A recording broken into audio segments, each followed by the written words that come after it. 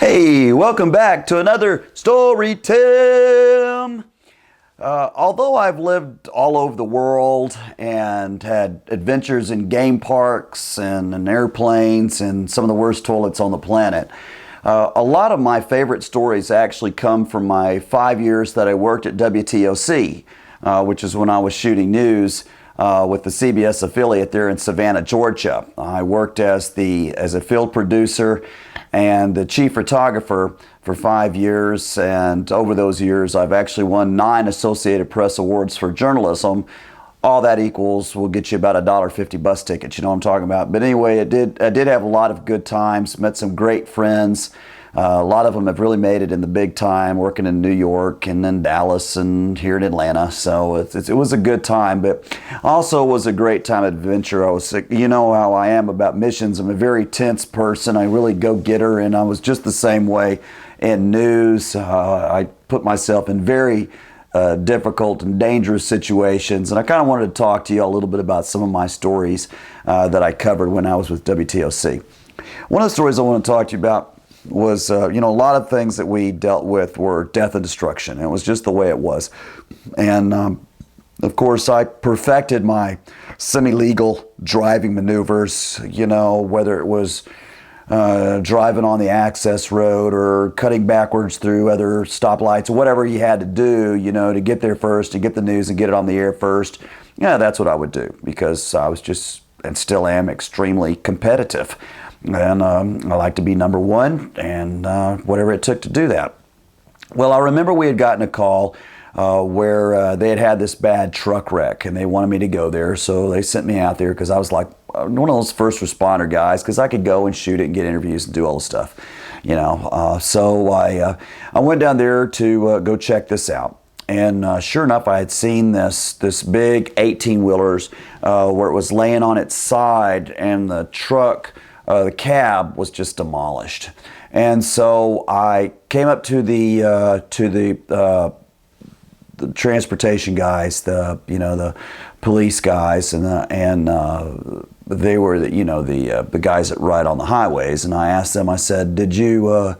The code for that is a 46. They wouldn't say we got a dead body. They would say we have a 46 on the scene. And so I asked them, I said, well, is the guy a 46? And they looked at me like, yeah, that's for sure. And I'm like, oh, well, what do I mean by that? So I'm like, okay. So I go up to the scene, and of course I'm shooting video and everything. And you got to understand that a lot of the video that we shoot never makes the air because it's just way too graphic. We kept at the station kind of secretly what we called the gore reel, which was stuff that we'd shot that would never air anywhere. It was just some of the guys that were kind of on the macabre side of stuff. They would take that from the raw footage. I can't say I was into watching it because I saw too much of it in real life. It's one thing to see it on a screen. It's another thing to see it right there where you got blood on your shoes, So anyway, I went over there and I was taking a look at the cab of the car. And what had happened is that the truck had come down, and you know how they've got bridges and they have like these big like concrete pillars that hold up those bridges. He had gone down there and it had flipped the truck, and the cab had gone through like that, and basically that pillar had cut that cab right in half.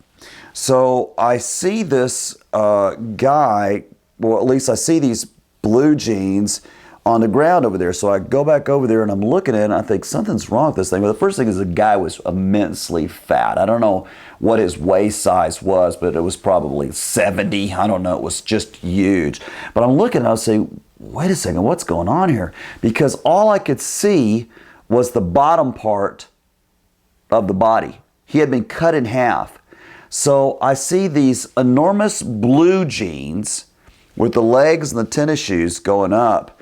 And then on the top half was gone, except for about like 7 vertebrae of his backbone that was sticking out of all this stuff. And I'm like, oh my gosh, did I really need to see this? And you're probably sitting there going, did I really need to hear this?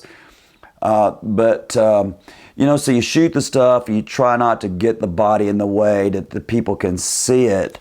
But again, that's the kind of image that sticks with you for a long time. And beware, because these other stories that are news related, they're pretty gross too. But anyway, it's part of the stuff that happens to me. It's stuck in my head. I saw it in real life, and that was another story, Tim.